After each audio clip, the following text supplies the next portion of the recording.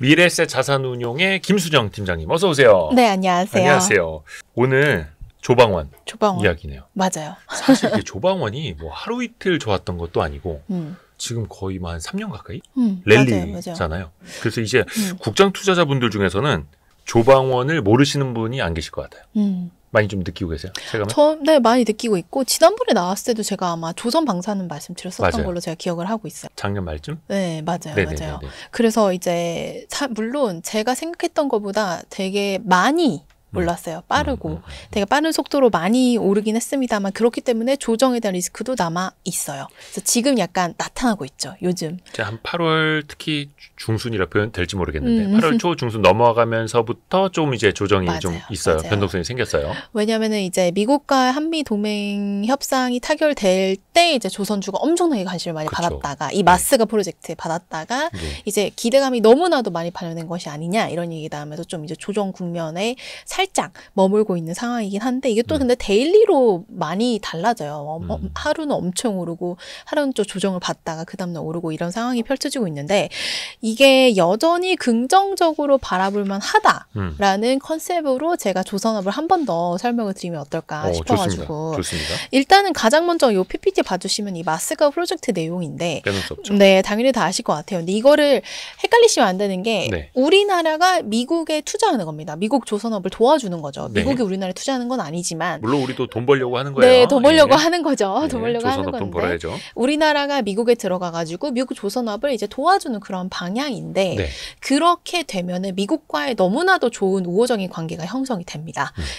그러다 보면은 이제 아시겠지만 이번에 HD 현대가 그 MRO 수주를 따냈잖아요. 이 그 한미 동맹 협상 타결되고 난 직후에 이제 그런 것들을 이제 원하는 거죠. 조선업 업체들이. 그리고 저희도 그걸 원하기 때문에 이 마스가에 동의를 한 거고. 그럼요.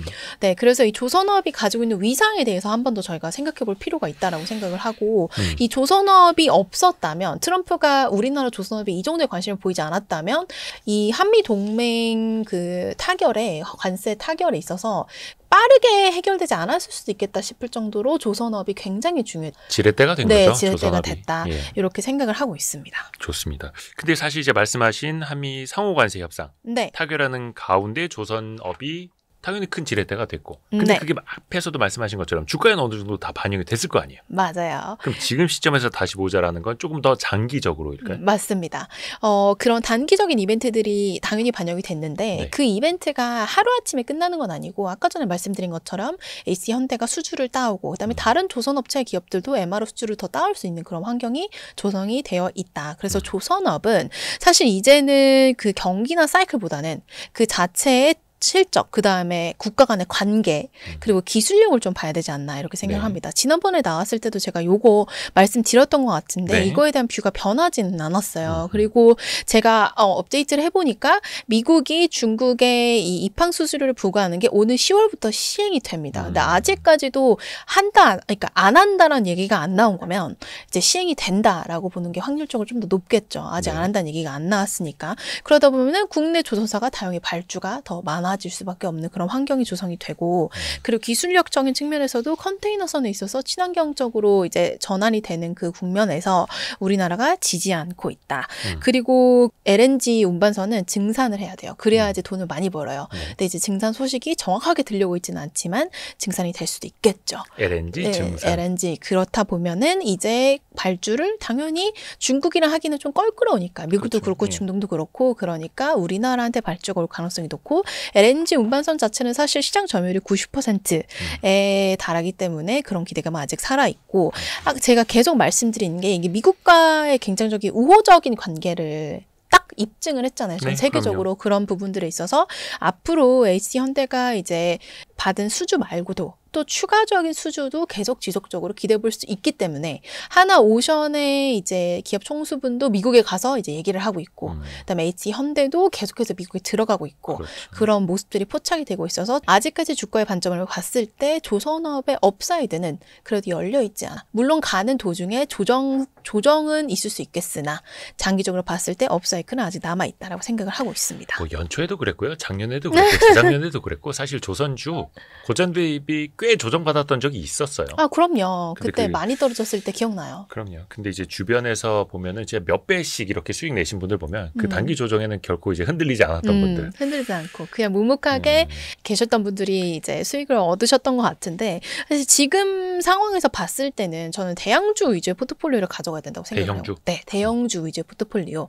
왜냐하면 뉴스에서 보이는 대부분의 기업들, 하나오션, HC현대중공업, 그다음에 삼성중공업 이런 기업들 다 이제 미국하고 이제 얘기를 하고 그다음에 다른 나라로부터 발주를 받아와야 되는데, 그런 수주의 개념으로 봤을 때는 대기업들이 가져옵니다. 대부분. 네. 그럴 수밖에 없고 규모의 경제가 너무나도 크게 작용하는 산업이에요. 조선, 방산 다 원전까지. 그렇기 때문에 대기업 위주의 포트폴리오를 보시는 게 맞다라고 말씀드리고 싶습니다. 그래서 요거는 한화오션이 비중은 가장 크죠. 네. 근데 이거는 또 많이 올라서 그렇게 반영된 것도 맞아요. 있을 거예요. 만약에 뭐 다른 기업이 많이 오른다면은 비중은 언제든지 변화가 될 수 있는데, 일단 지수 방법론 자체가 저희가 대형주 위주의 포트폴리오에 비중을 많이 두는 거를 가지고 있기 때문에 그거는 꾸준히 유지가 됩니다. 요 타이거 조선 탑10 ETF는 상장된 지 아직 1년 조금 안 됐는데. 네, 1년이 안 됐죠. 네, 24년 10월. 네, 작년 10월에.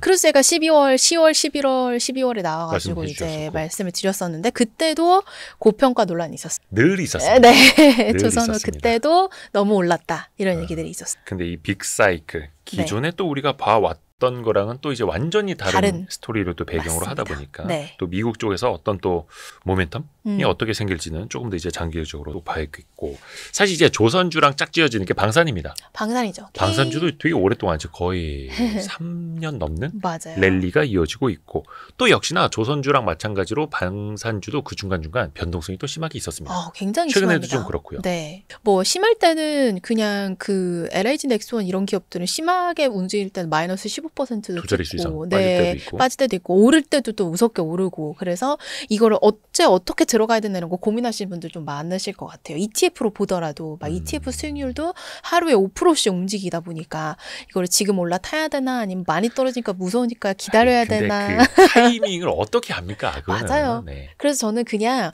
만약에 매수를 해야겠다 생각을 하시면 분할 매수로 가시라라고 그렇죠. 말씀을 드립니다. 그날 좀 사시고 또 떨어지면 조금 더 사시고 이런 방향으로 가시는 게 맞고, 말씀 주신 것처럼 방산이 항상 같이 묶이고, 방산주도 너무 오랫동안 랠리가 상승 랠리가 이어져 와서 이것도 당연히 부담감은 있기는 해요. 네. 너무 많이 올랐기 때문에 부담감이 있기는 한데, 이거를 제가 방산을 항상 말씀드릴 때 좀 장기적인 그림으로 말씀을 드리는 거, 이 탈세계화라는 포인트입니다. 탈세계화. 안타깝죠. 전쟁이 끊이지 않고 그 다음에 지정학적 리스크들이 끊이지 않는데 되게 안타까운 현상이지만 탈세계화 흐름이 지속적으로 이어질 거라고 저는 생각을 하고 있기 때문에 그런 부분들이 결국에는 방산주에 우호적으로 영향을 미칠 수 있다 이렇게 생각을 하고 있습니다.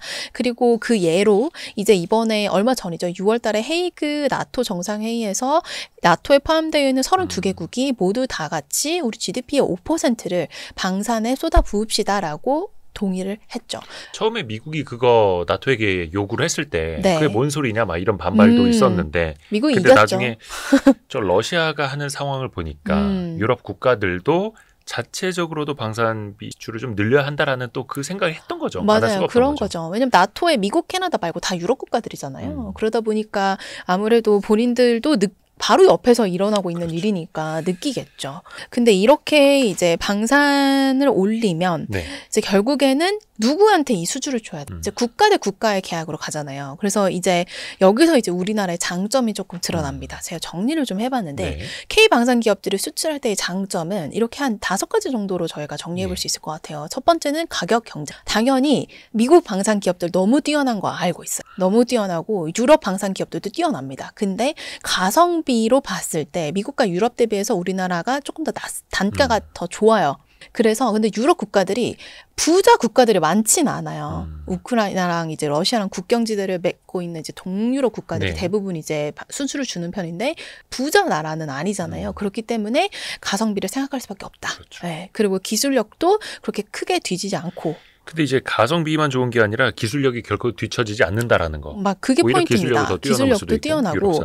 그래서 플랫폼 통합 능력도 있으면 저희가 저희가라기보다 우리나라가 정말 하늘, 육해공 다 가지고 있잖아요. 그렇죠. 네, 육해공을 다 가지고 있기 때문에 플랫폼 통합 능력도 굉장히 좋다.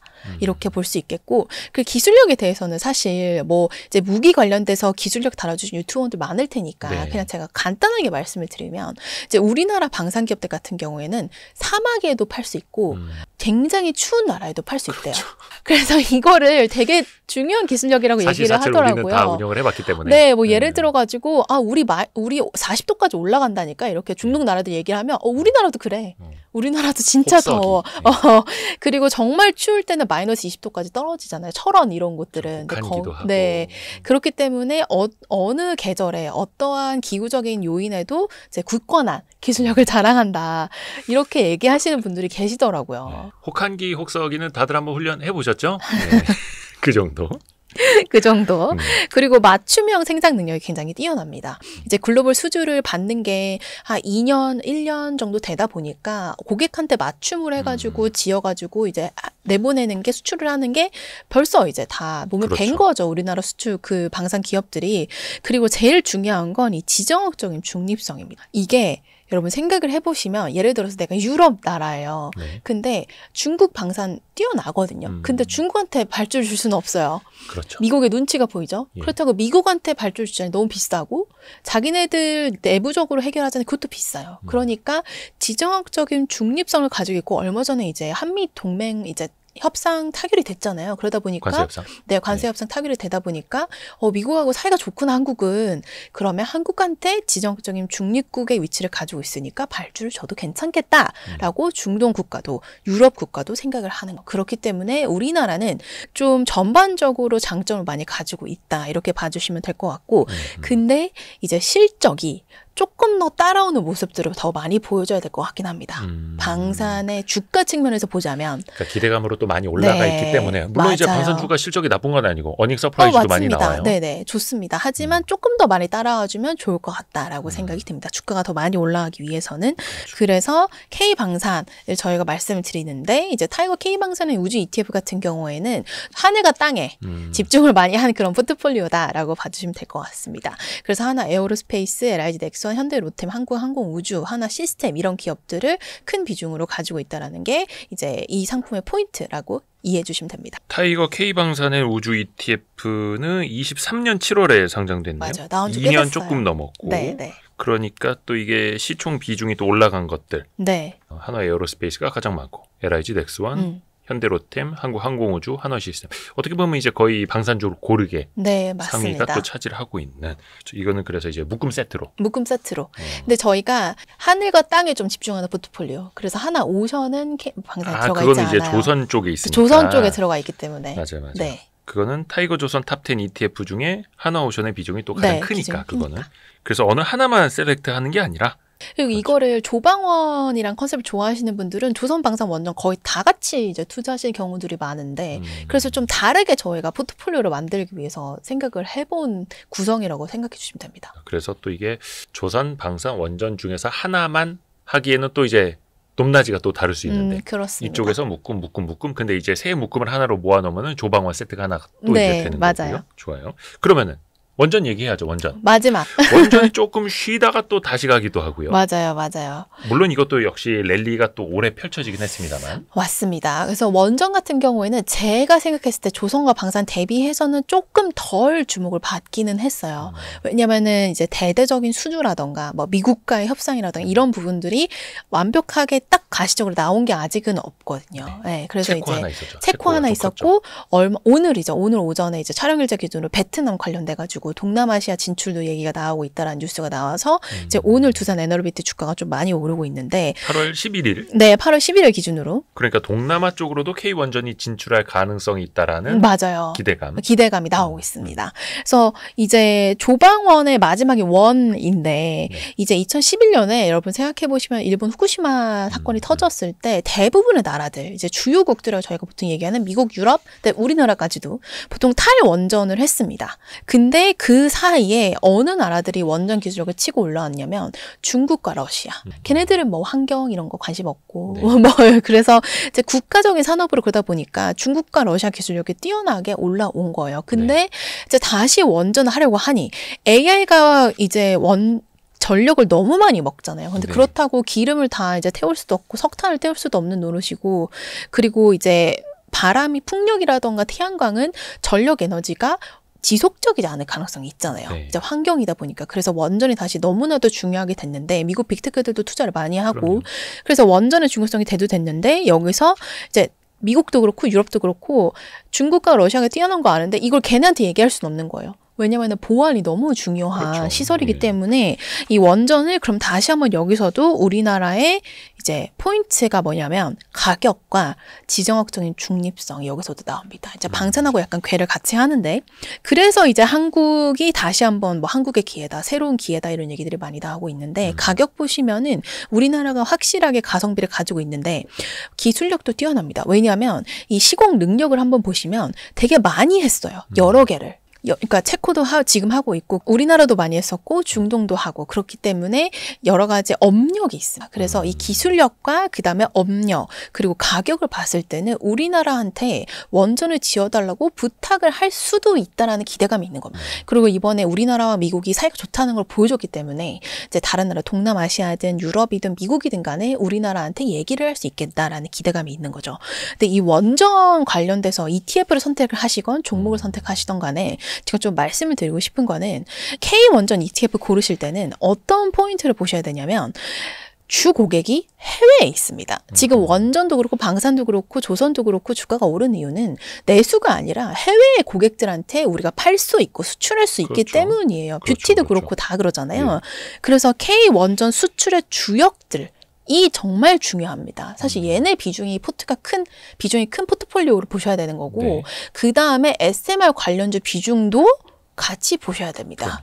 그래서 이 두 가지를 가장 높게 가져갈 수 있는 포트폴리오를 타이거 ETF는 좀 꾸려봤다. 그래서 두산 에너빌리티, 현대건설, 한정기술, BHI 이런 기업들의 비중이 높게 저희는 포트폴리오를 구성을 해서 네. 다른 원전 ETF와는 조금 차별성을 가질 수 있는 그런 포인트라고 생각을 하고 있고, 이제 수출의 키를 쥐고 있고 SMR 관련된 사업들을 하는 기업들이 이제 두산 에너빌리티랑 현대건설 여기 제가 적어놨잖아요. 네. 그다음에 BHI랑 현정기술까지 이렇게 보실 수 있는데, 이 기업들의 비중이 높아야 이제 앞으로 좀 장기적인 그림을 봤을 때 뭔가 수주 관련된 얘기들이 나온다.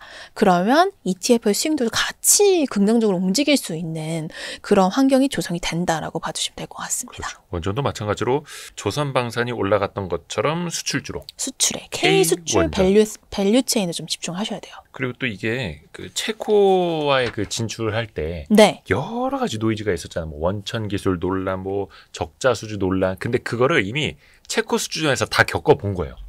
그럼요. 그러니까 다른 나라 진출을 할 때 앞에서 한번 해소가 됐던 논쟁들이 또 반복되진 않겠죠. 그렇죠. 경험을 해봤기 때문에. 그래서 향후에 또 K원전이 또 다른 나라로 뻗어가는데도 또 속도도 좀 붙었으면 하는 바람도 대한민국 국민으로서 가져보고 있고, 이게 또 관련된 ETF가 또 충분히 있다라는 것도. 네, 그렇습니다. 근데 사실 이게 기존의 주변에서 보면요, 개별 종목으로 사셨던 분들은 오래 못 버티시더라.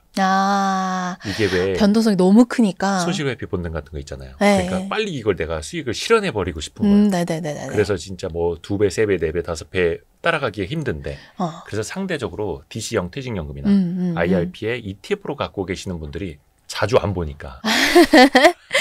그게 오히려 비법일 수도 있어요. 이렇게 투자해놓고 안 보는 게. 그래서 그런 분들도 계세요. 이제 기업들을 이제 매수를 계속 하고 계셨던 거예요. 근데 내가 매수를 하고 있던 기업들을 큰 비중으로 담고 있는 ETF가 나오면 이 기업들 말씀 주신 것처럼 꾸준하게 가져가기가 너무 힘드니까. 심적으로. 그래서 이런 기업들을 매수하다가 다음에 매수할 돈이 생기면 그냥 ETF로 매수하시고 이런 분들도 계십니다. 맞습니다. 그래서 오늘은 조방원에 대해서 이야기를 들어봤습니다. 이게 기존에도 오랜 랠리, 네. 그리고 또 앞으로 어떻게 될지 모르겠습니다. 최종 투자 판단은 여러분이 하시는 겁니다만, 네. 오늘도 ETF를 통한 투자도 배워봤습니다. 미래에셋 자산운용의 김수정 팀장, 고맙습니다. 네, 감사합니다. 고생했습니다.